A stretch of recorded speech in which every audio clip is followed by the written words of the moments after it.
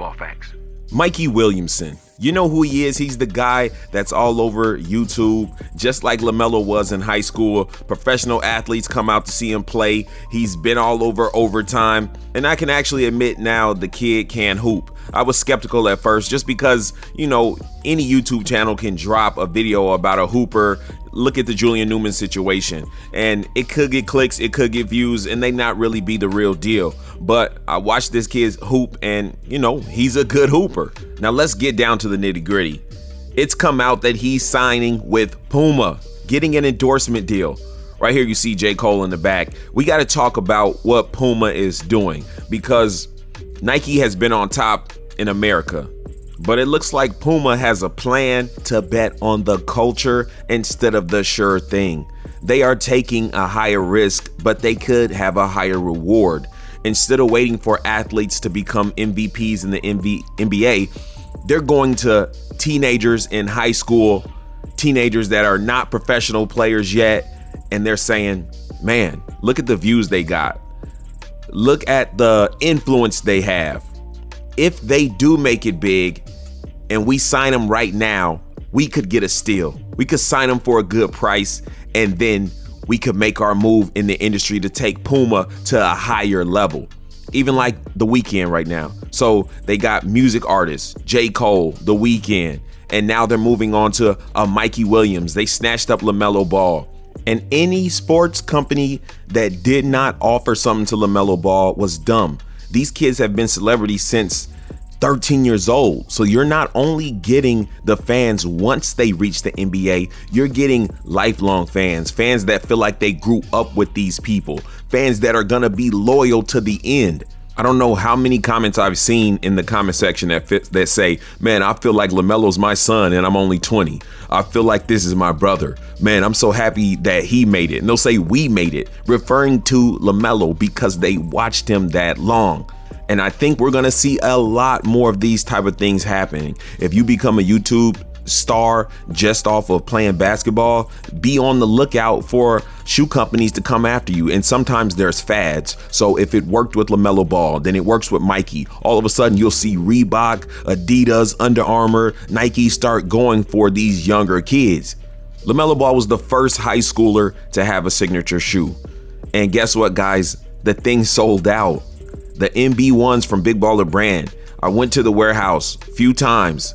There are no MB1s there. I was gonna pick me up some, and they're all gone. Globally, he had an effect. And you don't think these people see that? And this is what they start understanding. Like, man, if families can start making money off their kids that young, something's gotta give. And then you got, the LeVar Balls who really take it to the extreme, making an entire league. And now the NCAA is saying, all right, the window's open, go ahead. Because you could take that money and make it somewhere else. So we'd rather you be able to make your money and still come to the NCAA so we can make money off of you. This thing is wide open. And it's still yet to see how this affects these athletes who get money so young. Are they mature enough? Do they have any financial knowledge? Is it going to ruin them in some type of way? Well, we're going to find out. That is for sure, because after LaMelo, now Mikey, it's going to be a domino effect. And I even expect to start seeing somebody walking around in Chicago with the Dirks on. Yeah, I'm saying it. Lil Durk get a deal. This person get a deal. Everybody, all these sports agencies, everything is going to change. Just like the Triller with boxing. You got YouTubers fighting and making more money than professional athletes because the culture is what's driving. It's about who they want to see, not about what they can do. Even though Mikey and LaMelo are actually hoopers, I'm saying that the culture is what's driving these signings, not specifically only their athleticism. So Sham tweeted, sources, Puma is closing in on endorsement deal with popular high schooler Mikey Williams, a projected top class of 2023 prospect who is utilizing the new name, image, and likeness rules. So again, this is wide open. These rules will be pushed to the limit on who is getting signed. We're going to see the age get lower and lower.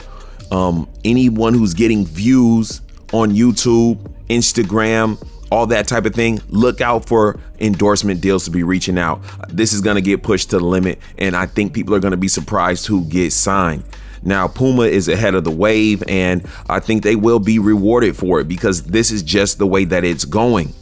Now, because LaMelo has come out to Mikey's games and things like that, of course you're going to get people asking, did LaMelo recruit him in some type of way, or did Mikey ask him about, his opinion on being with Puma and LaMelo just give his opinion and that's it, or they literally had no dealings with each other and don't know.